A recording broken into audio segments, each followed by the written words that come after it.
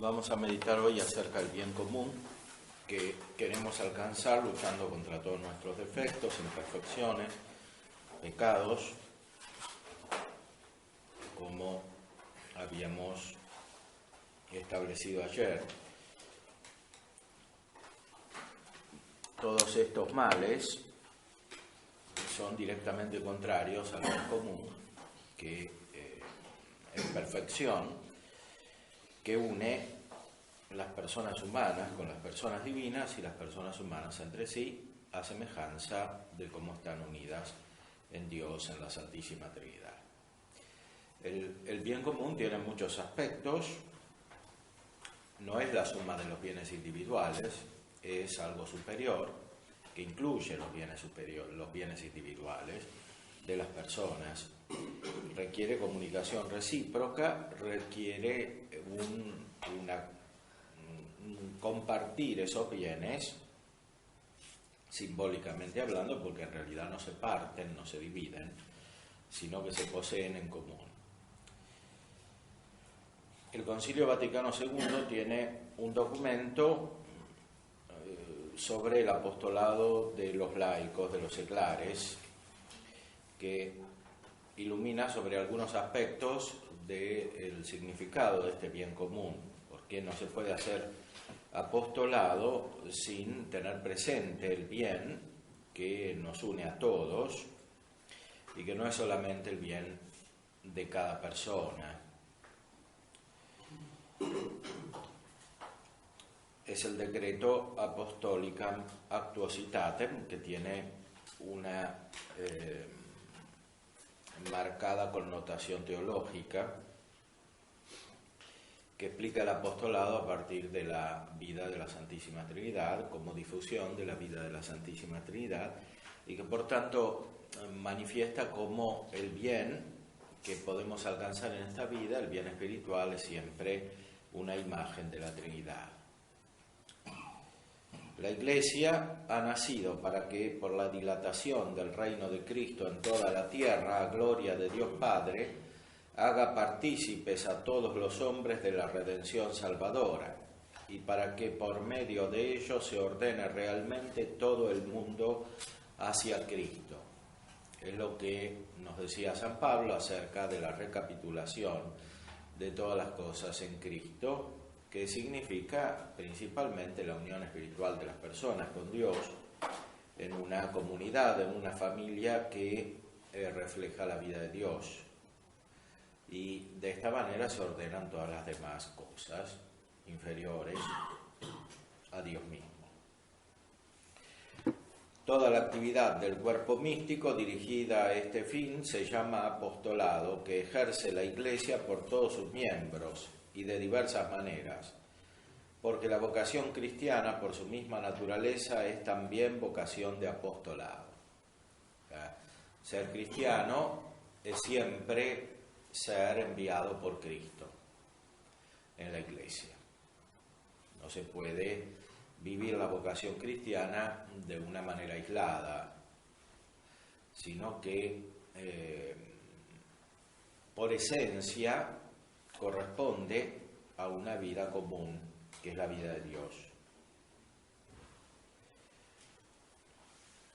Como en la complexión de un cuerpo vivo ningún elemento se comporta de una forma meramente pasiva, sino que juntamente con la vida del cuerpo participa también en su actividad, así en el cuerpo de Cristo, que es la Iglesia, todo el cuerpo crece según la operación propia de cada uno de sus miembros. Es cita de San Pablo en la carta a los Efesios 4. O sea, todos los miembros son activos, quiere decir todos los miembros son apóstoles, porque continúan la misión del Hijo teniéndolo a él por cabeza. La misión del Hijo es la que le encomendó el Padre, y por eso todo apostolado surge del Padre y se inserta en el Hijo y se realiza por la acción del Espíritu Santo.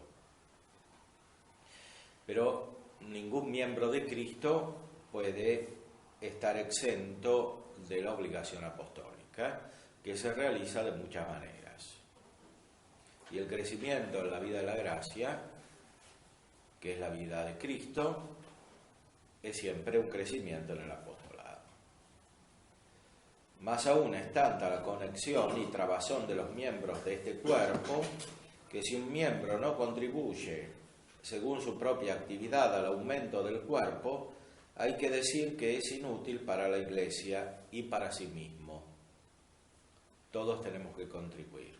O sea, nadie está exento de esta obligación apostólica que corresponde a su dignidad cristiana.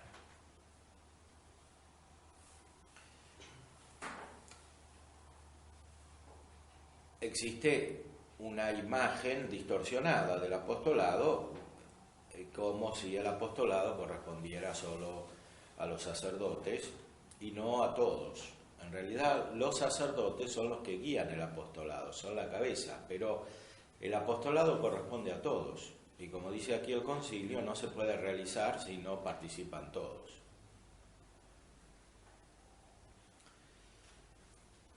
El sacerdote es el que ilumina a los que realizan el apostolado.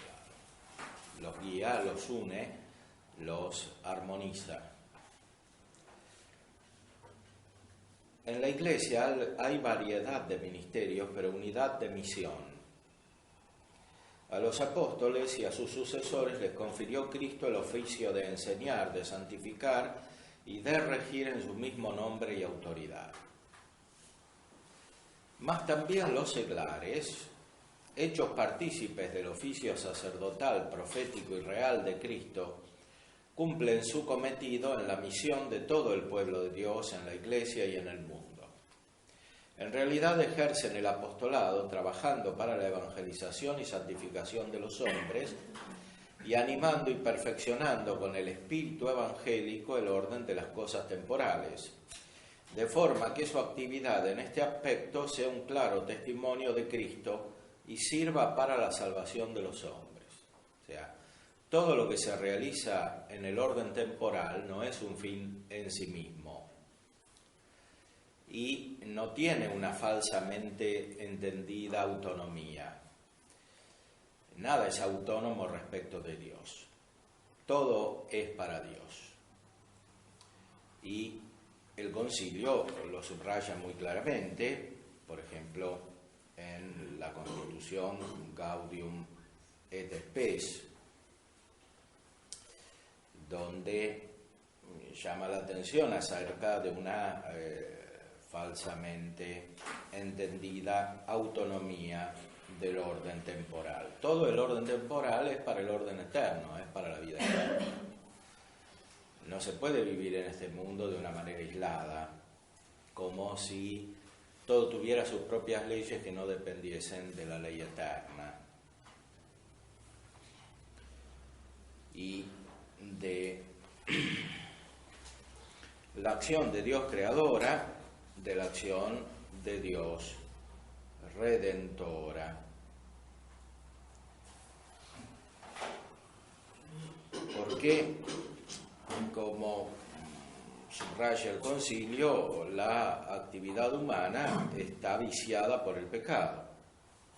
La Sagrada Escritura, dice en la Gaudium et Spes 37, con la que está concorde la experiencia de los siglos, enseña a la humana familia que el progreso humano, que es un gran bien del hombre, lleva consigo una grave tentación, pues una vez turbada la jerarquía de valores y mezclado el bien con el mal, los individuos y las colectividades consideran solo sus propios intereses y no los ajenos. Por eso el mundo deja de ser el espacio de una auténtica fraternidad, mientras el creciente poder del hombre amenaza, por otro lado, con destruir el mismo género humano. Una dura contienda contra los poderes de las tinieblas se extiende a través de toda la historia humana. Batalla que, empezada desde el principio del mundo, se prolongará hasta el último día según el aviso del Señor. El hombre inmerso en esta batalla tiene que combatir continuamente para seguir el bien, y solo con grandes trabajos y con la ayuda de la gracia de Dios puede obtener la unidad dentro de sí mismo. Es una batalla contra el poder de las tinieblas en el mundo, y esta es una vocación especial de los laicos, dice el concilio en otro documento, en la Gentium, los laicos tienen la misión de luchar contra el demonio y los demonios en las estructuras temporales. Es una batalla que comienza desde el principio de la humanidad y terminará al fin de los tiempos.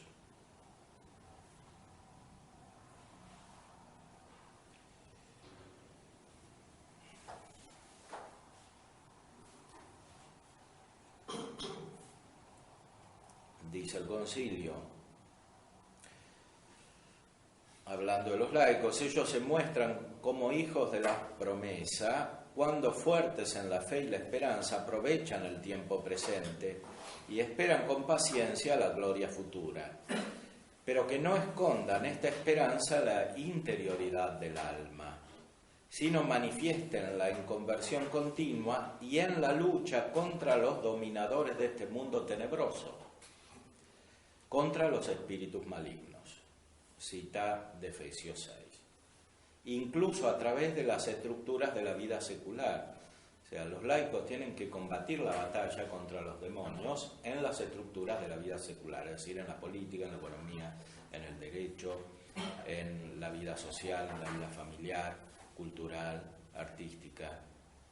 Ahí están actuando los demonios como dominadores de este mundo tenebroso. Y es necesario extirparlos para que aparezca la luz de Cristo. Por eso, ser laico no es una vocación a la tranquilidad. Es una vocación al combate, a un combate más externo que el que tienen, por ejemplo, los religiosos contemplativos. Los sacerdotes tenemos el combate interno y externo, porque tenemos que guiar el combate. Esa es la vocación del presbítero, del obispo.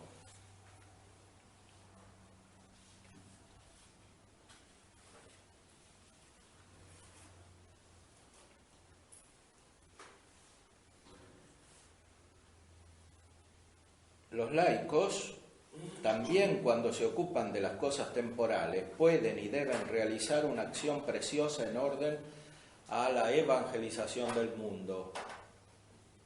No se puede tomar la actividad temporal como autónoma en sí, como si no tuviese nada que ver con la Iglesia y con la vida eterna y con la gracia y con la evangelización. Eso no es lo que dice la Iglesia y lo que dice Cristo. Todo tiene que estar ordenado a Dios.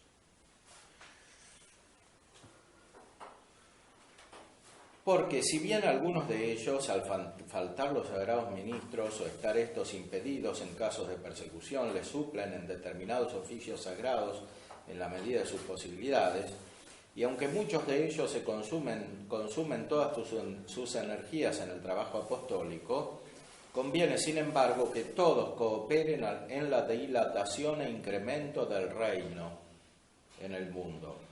Por ello, trabajen los laicos celosamente por conocer más profundamente la verdad revelada e impetren insistentemente de Dios el don de la sabiduría.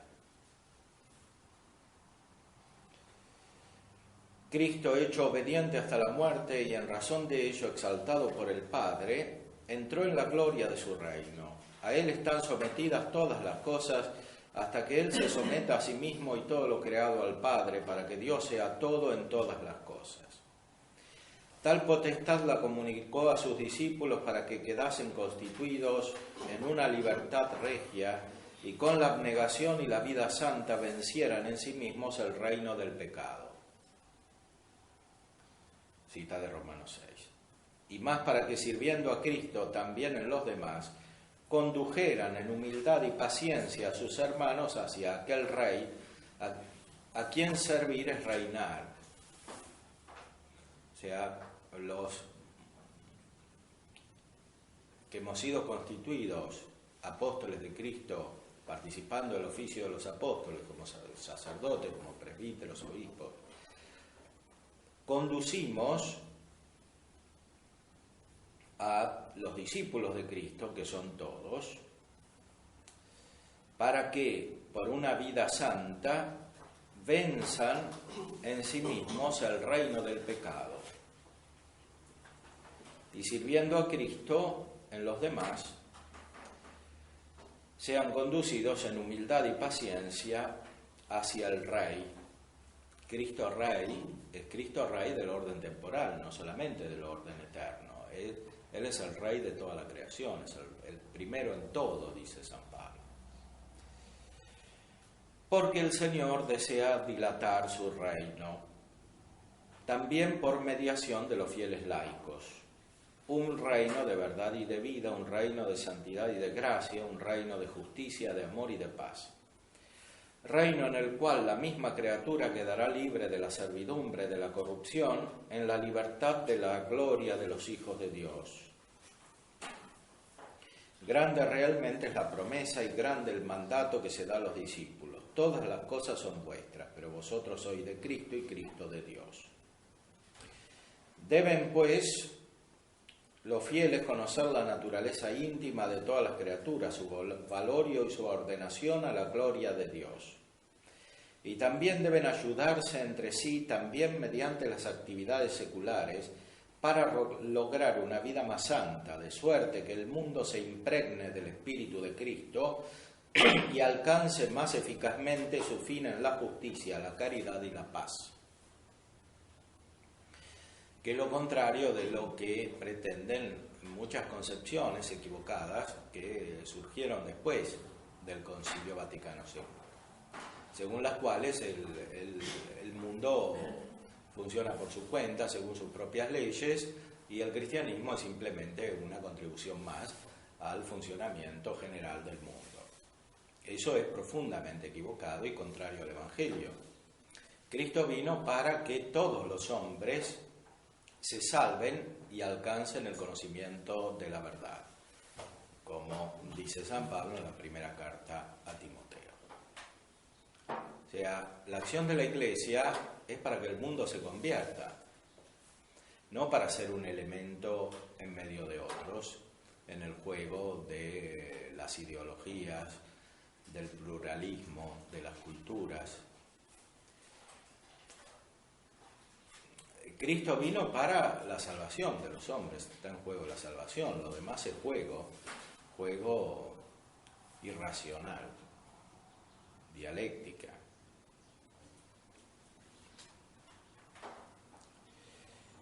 Para que este deber pueda cumplirse en el ámbito universal, corresponde a los laicos el puesto principal.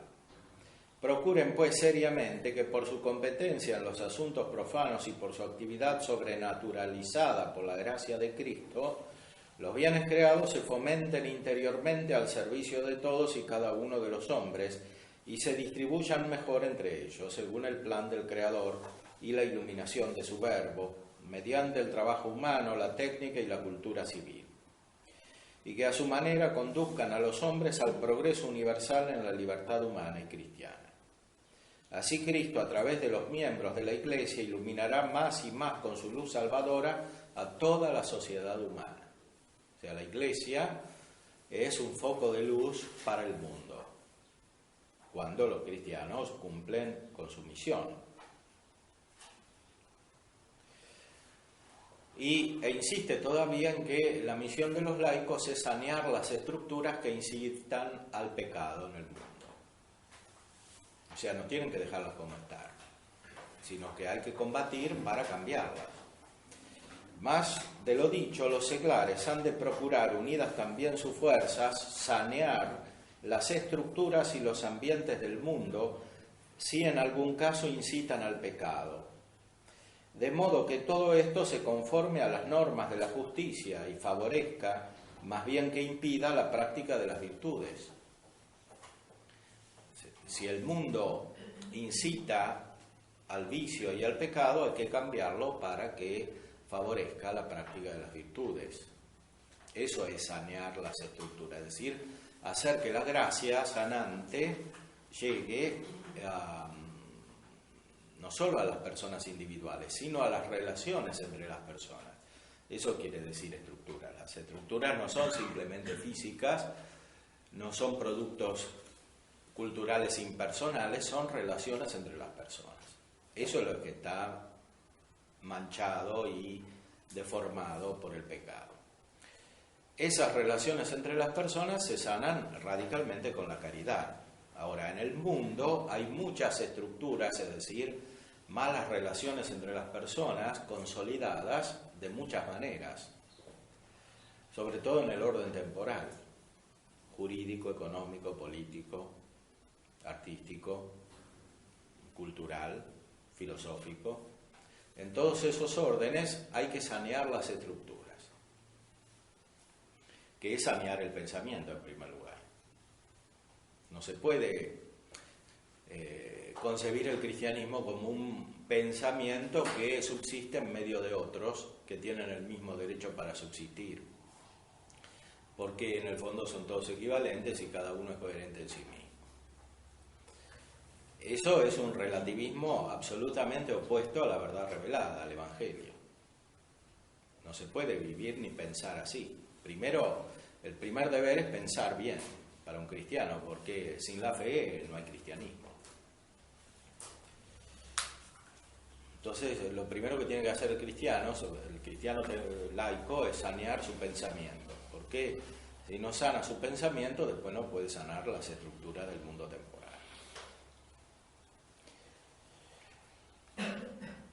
Obrando así, impregnando de sentido moral la cultura y el trabajo humano. De esta manera se prepara mejor el campo del mundo para la siembra de la divina palabra, y a la vez se abren más de par en par a la Iglesia las puertas por las que ha de entrar en el mundo el mensaje de la paz.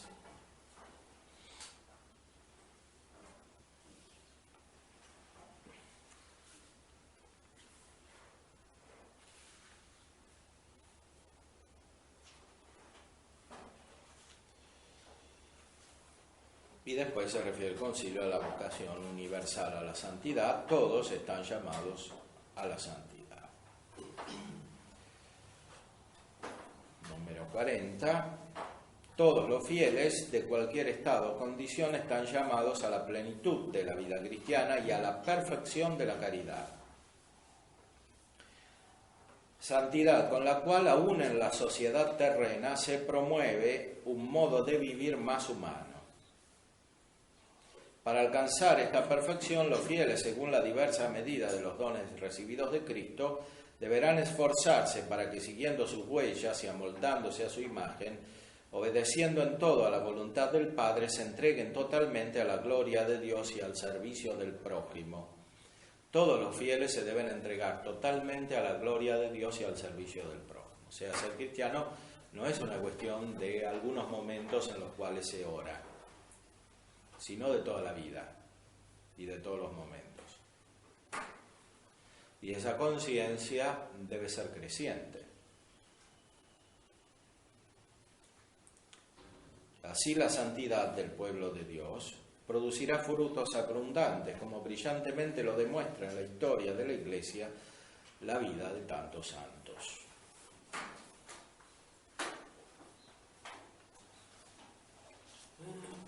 Y después describe los distintos tipos de santidad según los estados de vida.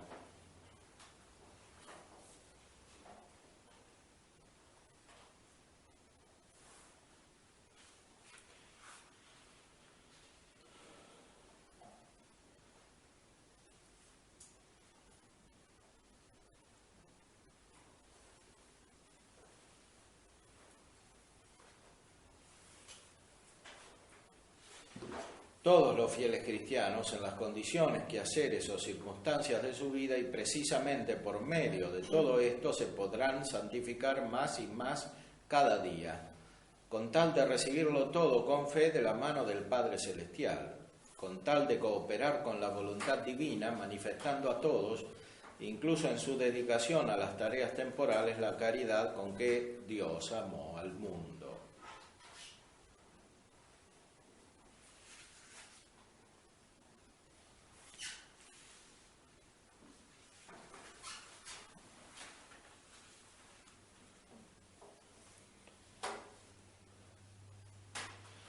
Quedan pues invitados y obligados todos los fieles cristianos a buscar la santidad. Es un deber, es precepto de Cristo, sed perfectos, como vuestro Padre Celestial es perfecto.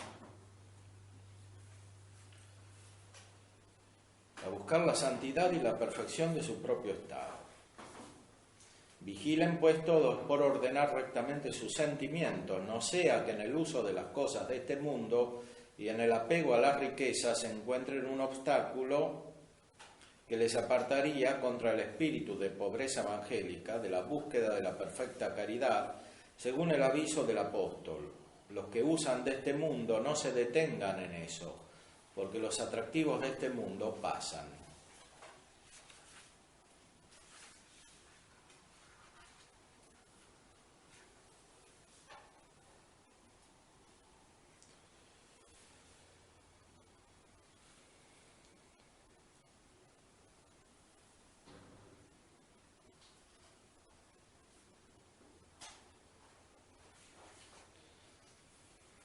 Hay muchas maneras de vivir esta llamada y este deber de tender hacia la perfección, que corresponde a los diversos estados de vida en la Iglesia. Estados de vida que se abrazan según la voluntad divina de maneras diferentes, no siempre el camino para acceder a ellos es el mismo a las distintas personas. Hay muchas formas de abrazar esos estados.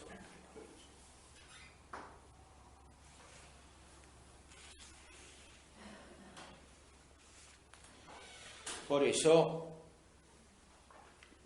hay que ordenar todo a Dios.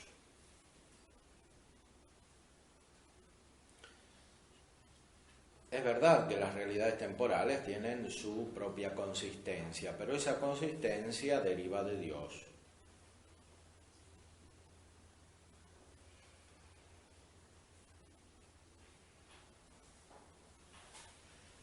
Si autonomía de lo temporal quiere decir que la realidad creada no depende de Dios y que el hombre puede disponer de todo sin relacionarlo con el Creador, no hay ni uno solo de los que admiten la existencia de Dios que no vea la falsedad envuelta en tales palabras.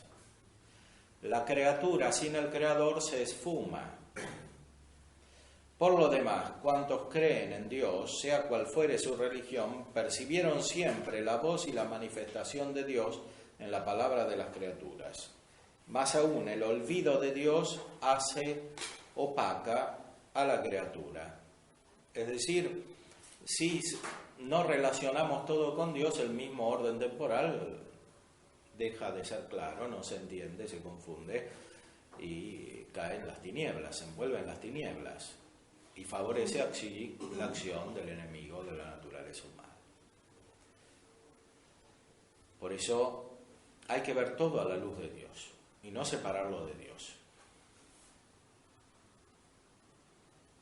Y no pretender una falsa autonomía de lo temporal, como dice aquí el concilio.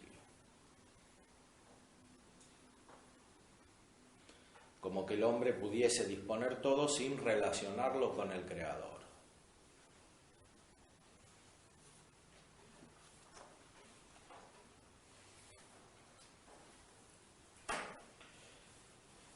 Pero volviendo al otro documento sobre el apostolado,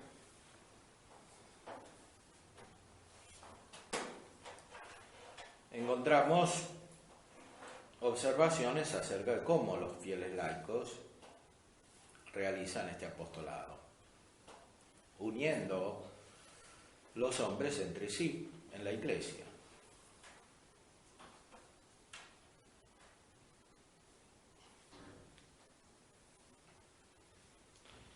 Y como lo propio del estado de los seglares es el vivir en el medio del mundo y de las ocupaciones temporales, ellos son los llamados por Dios para que fervientes en el espíritu cristiano ejerzan su apostolado en el mundo a manera de fermento, que es un símbolo, una parábola que está en el Evangelio.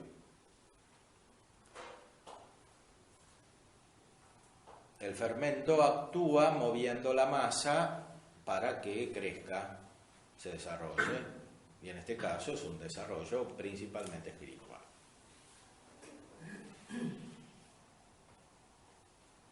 Ahora, este apostolado es esencial, o sea, es la vida cristiana en un aspecto suyo. No hay que entenderlo como algo solamente externo, como una acción exterior, como hablar, obrar. Es algo mucho más profundo, que viene del seno de Dios, continúa la vida de la Trinidad. Los cristianos seculares obtienen la obligación y el derecho para el apostolado por su unión con Cristo cabeza.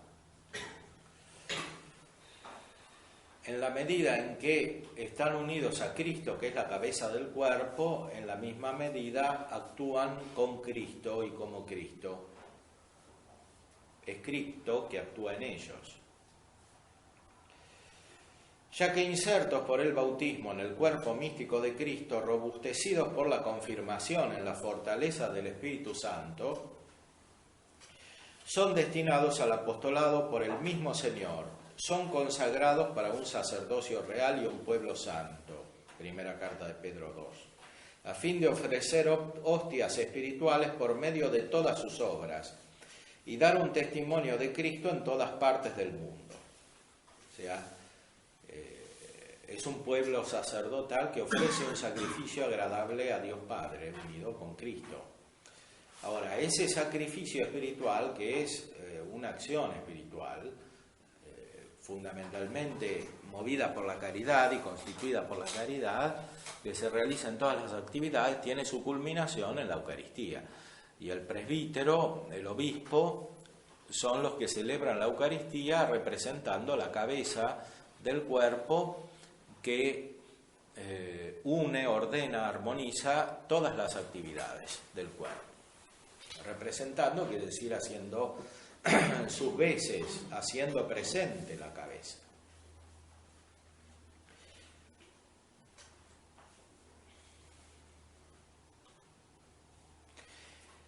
El apostolado se ejerce en la fe, en la esperanza y en la caridad que derrama el Espíritu Santo en los corazones de todos los miembros.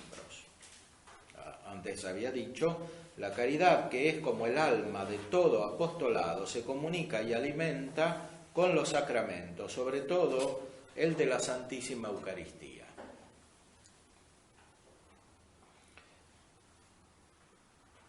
Y esta caridad es el corazón de la consagración del mundo a Dios. Que no es una mera consagración inconsciente en la intención nada más. Es una consagración real. O sea, quiere decir actuar y transformar la realidad externamente, y eso quiere decir sobre todo mover los corazones de los hombres y cambiar las relaciones entre los hombres y entre los pueblos, por medio de la caridad, pero la caridad no puede actuar sino en la medida en que existe la fe. Y la fe es siempre fe en la verdad, fe de la verdad.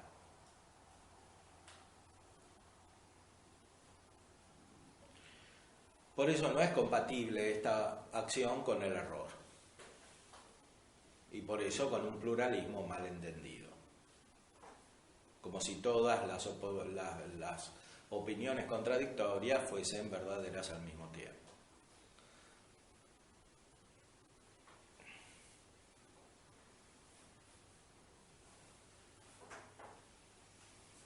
Otra cosa es la paciencia que hay que tener con el error, que viene de la caridad misma. Porque no todos los que piensan es error. Entonces hay que ayudar a conducir a través de lo que ven claro hacia lo que no ven claro. Y eso requiere una detección de la acción de la gracia en las almas, en las sociedades.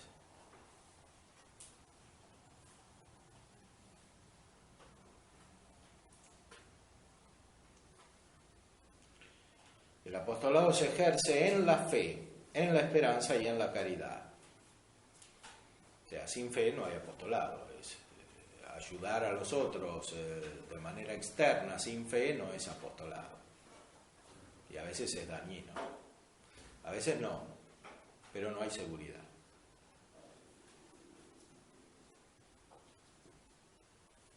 Es como cuando uno ayuda a otro sin fe, sin ordenar eso a Dios, sin tener en cuenta si le sirve para su bien espiritual o no. A veces lo daña.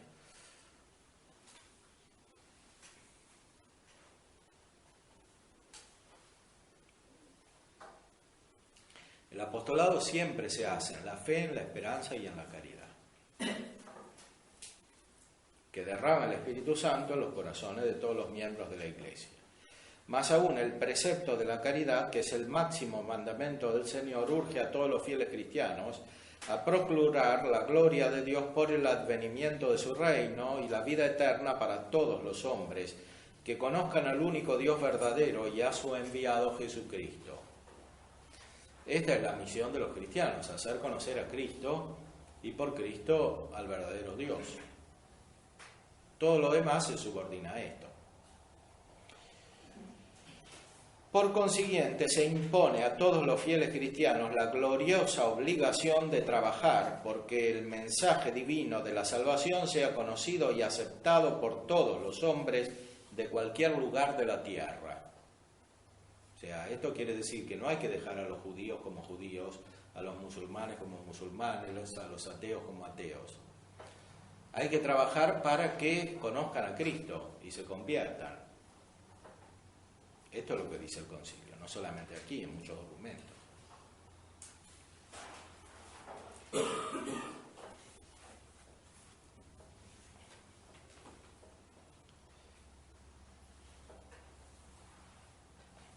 Y esto es una obligación, dice, es un deber.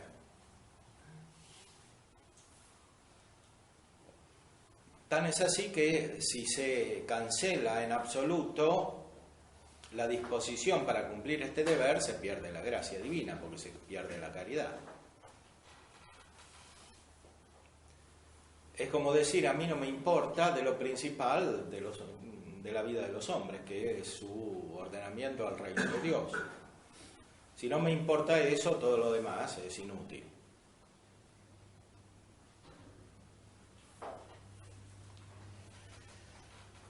Para ejercer este apostolado, el Espíritu Santo, que opera la santificación del pueblo de Dios por el ministerio y por los sacramentos, concede también dones peculiares a los fieles,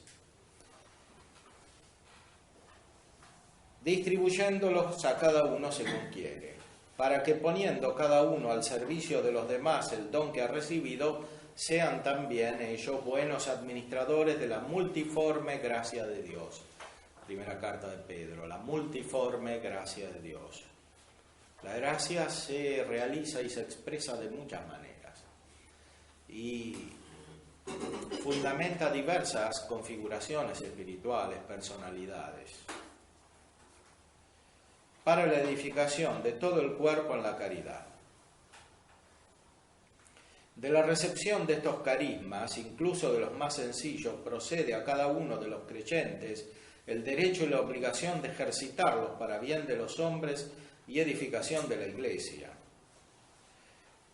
Ya en la Iglesia misma, ya en el mundo, en la libertad del Espíritu Santo que sopla donde quiere y al mismo tiempo en unión con sus hermanos en Cristo, sobre todo con sus pastores, a quienes pertenece el juzgar su genuina naturaleza y su debida aplicación. No por cierto para que apaguen el espíritu, sino con el fin de que todo lo prueben y retengan lo que es bueno. Todos los fieles laicos tienen carismas, pero estos carismas son una cosa seria, no son manifestaciones histéricas de un momento, como hacen algunos. Son cosas serias, es decir, requieren estudio, dedicación, desarrollo de las propias capacidades, que son sobre todo capacidades intelectuales en las personas humanas. Pero también son capacidades afectivas, capacidades de realizar obras externas, de tener influjo social de distintas maneras. Todos esos son carismas porque corresponden a gracias. Muchas veces las capacidades, los dones externos, humanos, naturales, tienen detrás de sí carismas, es decir, gracias. Ahora, todos los carismas surgen y se ordenan a la gracia santificante, que es la santidad misma. Y no se pueden separar de la gracia santa.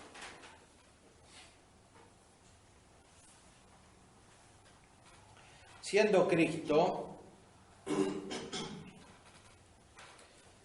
enviado por el Padre, fuente y origen de todo el apostolado de la Iglesia, es evidente que la fecundidad del apostolado de los seglares depende de su unión vital con Cristo. Porque dice el Señor, el que permanece en mí y yo en él, ese da mucho fruto, porque sin mí nada podéis hacer. Sin mí nada podéis hacer. No solo en el orden personal, sino también en el orden comunitario del apostolado. Juan 15, 5. Esta vida de unión íntima con Cristo en la Iglesia se nutre con auxilios espirituales que son comunes a todos los fieles, sobre todo con la participación activa de la sagrada liturgia, y de tal forma los han de utilizar los seglares que mientras cumplen debidamente las obligaciones del mundo en las circunstancias ordinarias de la vida, no separen de la propia vida la unión con Cristo, sino que crezcan en ella cumpliendo su deber según la voluntad de Dios. Es preciso que los seglares avancen en la santidad decididos y alegres por este camino, esforzándose en superar las dificultades con prudencia y paciencia. Y vuelve a la idea de que nada tiene que estar separado de la vida espiritual en Cristo. Nada en su vida debe ser ajeno a la orientación espiritual, ni las preocupaciones familiares, ni otros asuntos temporales, según las palabras del apóstol. Todo cuanto hacéis de palabra o de obra, hacedlo todo en nombre del Señor Jesús, dando gracias a Dios Padre por él. Una vida así exige el ejercicio continuo de la fe, de la esperanza y de la caridad. Y por eso, para realizar verdaderamente una vocación laical, temporal, hace falta mucha oración, mucha penitencia, guía espiritual de los sacerdotes, coordinación en el apostolado, ayuda recíproca, formación continua. Si no están todos estos elementos, la vida cristiana es meramente externa y muchas veces sirve de escándalo para los demás, en vez de ser apostólica. Como muchos cristianos que reciben el sacramento del matrimonio y después se divorcian, se vuelven a casar, hacen escándalo para los demás. Los apartan del camino de Cristo. Los confirman en sus pecados. Y así con todas las otras actividades. Cuando no se hacen según Cristo, se hacen mal. La política, la economía, el derecho, la actividad cultural, comercial, la filosofía, hasta la teología. Todo se hace mal si no se hace con Cristo. Y eso significa una unión vital, no es una cosa teórica.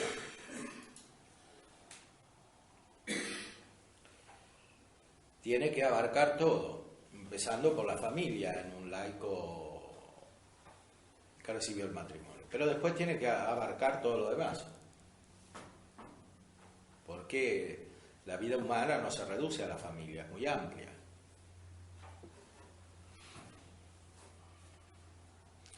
Y todo tiene que estar ordenado al Padre por medio de Cristo.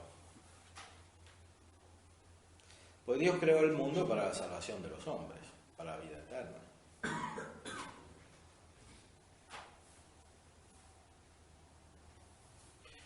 Por eso dice el concilio, solamente con la luz de la fe y la meditación de la palabra de Dios puede uno conocer siempre y en todo lugar a Dios, en quien vivimos, nos movemos y existimos.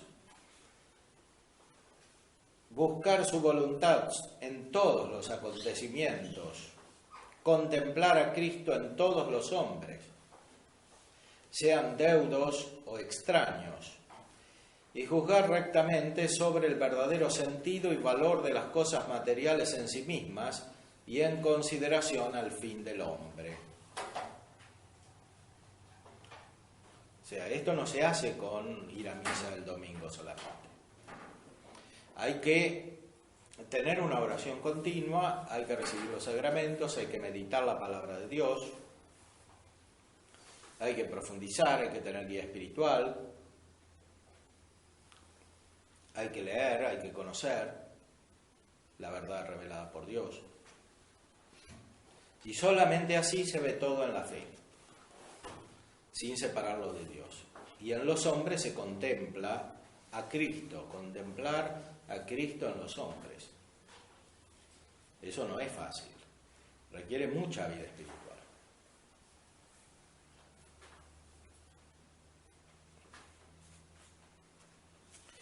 Los que poseen esta fe viven en la esperanza de la revelación de los hijos de Dios, acordándose de la cruz y de la resurrección del Señor. Durante la peregrinación en esta vida, escondidos con Cristo en Dios y libres de las servidumbres de las riquezas, mientras se dirigen a los bienes imperecederos, se entregan generosamente y por entero a la expansión del reino de Dios y a informar y a perfeccionar el orden de las cosas temporales con el espíritu cristiano. O sea, la vida del verdadero cristiano laico que está en el orden temporal es una vida mística, porque es una vida como dice Cristo, es decir, una vida escondida con Cristo en Dios, según la expresión de San Pablo. Y escondido quiere decir místico, místico quiere decir secreto, escondido. Y por eso, si se busca la fama, el prestigio, el poder, el dinero, etcétera, no se puede cumplir una vocación auténticamente cristiana en el orden temporal, porque es muy probable que realizando esta vocación temporal haya que vivir escondido, en unas épocas más que otras, sobre todo en nuestra época más que en otras, pero esencialmente siempre es así, porque la vida cristiana es vida mística, escondida con Cristo en Dios.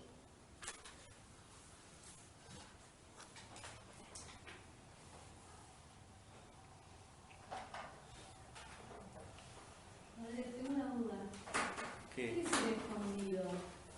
Escondido quiere decir que los otros no lo ven como algo bueno, como algo brillante, como algo atractivo, siempre.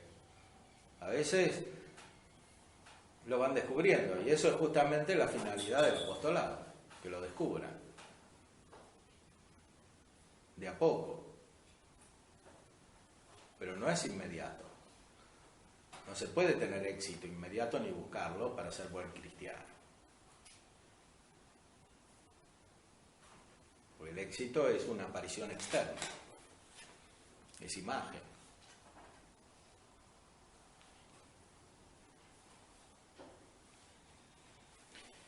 En medio de las adversidades de esta vida hallan la fortaleza de la esperanza, pensando que los padecimientos del tiempo presente no son nada en comparación con la gloria que ha de manifestarse en nosotros.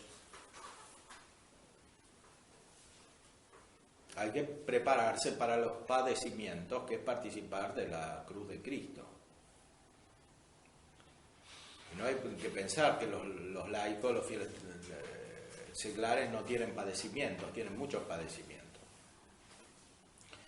En el orden externo normalmente tienen más padecimientos que los religiosos, por ejemplo. Aunque hay religiosos mártires, etcétera, en la historia, por supuesto, sacerdotes, pero Las tribulaciones son más externas, como lo explica San Pablo también. Porque están en una situación más exterior.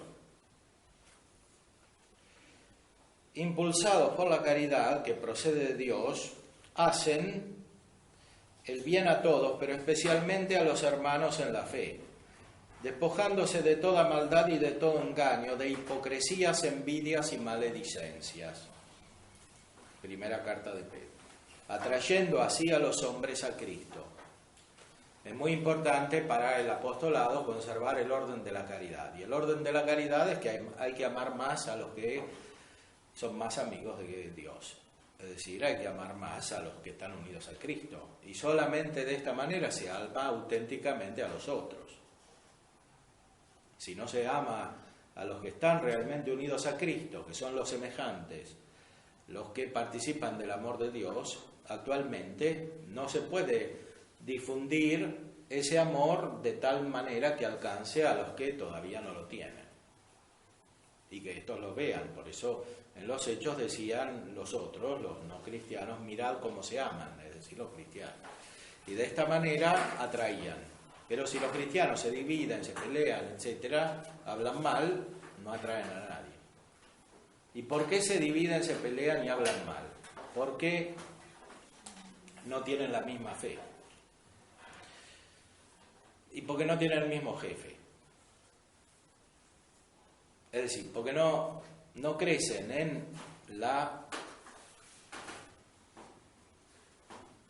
fe, en el conocimiento de la verdad, que es lo que radicalmente une a los hombres, porque sin conocimiento de la verdad no hay ninguna unión posible, no hay amor posible, porque el hombre es inteligente. Si no hay conocimiento de la misma verdad, no hay unión. Ni en el conjunto de la humanidad, ni en una comunidad, ni en un país, ni en una familia, no hay unión. Si no se conoce la misma verdad. Y, por otra parte, es necesario conservar un orden de la caridad que es también práctico, es decir, apostólico. Y así, si no hay unión porque hay desorden en la iglesia, es decir, porque cada uno va por su cuenta y tiene su caudillo según las circunstancias del momento y su elección particular, entonces no hay posibilidad de orden y no hay posibilidad de caridad.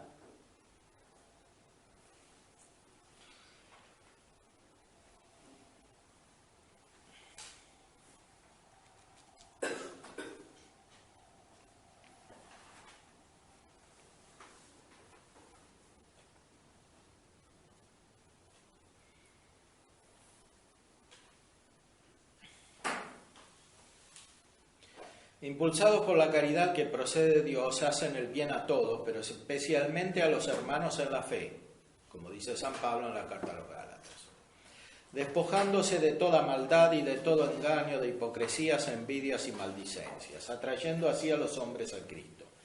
Más la caridad de Dios, que se ha derramado en nuestros corazones por virtud del Espíritu Santo, que nos ha sido dado, carta a los Romanos 5, hace a los seglares capaces de expresar realmente en su vida el espíritu de las bienaventuranzas. Siguiendo a Jesús pobre, ni se abaten por la escasez, ni se hinchan por la abundancia de los bienes temporales. Imitando a Cristo humilde, no ambicionan la gloria vana, sino que procuran agradar a Dios antes que a los hombres. Agradar a Dios antes que a los hombres es muy difícil ahora. Porque lo que les agrada a los hombres es contrario a lo que le agrada a Dios, en las cosas más importantes. En las cosas secundarias puede haber algún acuerdo, pero en las importantes no. Por eso hay que estar preparado para dar testimonio. Padre, Rusia con Putin nos está pasando el trapo a nosotros. Bueno, puede ser.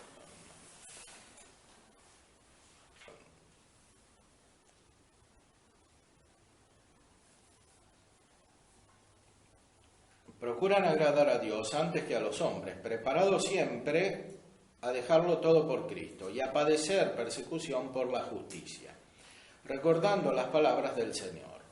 Si alguien quiere venir en pos de mí, niéguese a sí mismo, tome su cruz y sígame. Cultivando entre sí la amistad cristiana, se ayudan mutuamente en cualquier necesidad. La amistad cristiana, esto es fundamental. No hay apostolado sin amistad cristiana. La amistad es como la culminación de todo el orden temporal. Ya la conocía Aristóteles. Y muchas veces los cristianos no son capaces de amistad. Si no son capaces de amistad real, no superficial, basada sobre convenciones sociales, sino de amistad espiritual y amistad en la verdad, no pueden hacer ningún apostolado.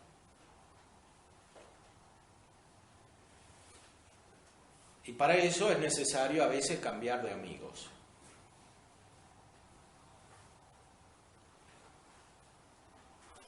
Porque muchas veces los amigos apartan de Dios. Cuando no se está unidos con ellos en la fe, en la esperanza y en la caridad. Y además se pierden los verdaderos amigos, con los cuales se crecería y con los cuales se haría la verdadera acción apostólica.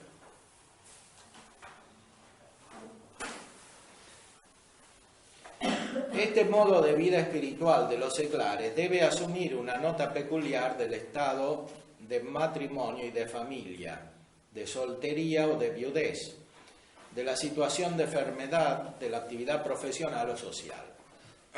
No descuiden, pues, el cultivo de las cualidades y dotes convenientes que para ellos se les han dado y el uso de los propios dones recibidos del Espíritu Santo. Además, los seglares que siguiendo su vocación se han inscrito en alguna de las asociaciones o institutos aprobados por la Iglesia, han de esforzarse al mismo tiempo en asimilar fielmente la característica peculiar de la vida espiritual que les es propia. Porque tradicionalmente en la Iglesia ha habido asociaciones, no solo de religiosos, sino de laicos también, que tienen su forma de vida espiritual común, para lo cual hay inclinaciones según las circunstancias y según las disposiciones personales. Aprecian también, como es debido, la pericia profesional, el sentimiento familiar y cívico y esas virtudes que pertenecen a costumbres sociales como la honradez, el espíritu de justicia, la sinceridad, la delicadeza, la fortaleza de alma, sin las que no puede darse ni una verdadera vida cristiana. El modelo perfecto de esta vida espiritual y apostólica es la Santísima Virgen María, Reina de los Apóstoles, la cual, mientras llevaba en este mundo una vida común a todos, llena de preocupaciones familiares y de trabajos, estaba siempre íntimamente unida con su Hijo y cooperaba de un modo singularísimo a la obra del Salvador. Mas ahora, asunta al cielo, cuida con amor maternal a los hermanos de su Hijo, que todavía peregrinan y se debaten entre peligros y angustias, hasta que sean llevados a la patria feliz. Hónrenla a todos devotísimamente y encomienden su vida y apostolado a su solicitud maternal.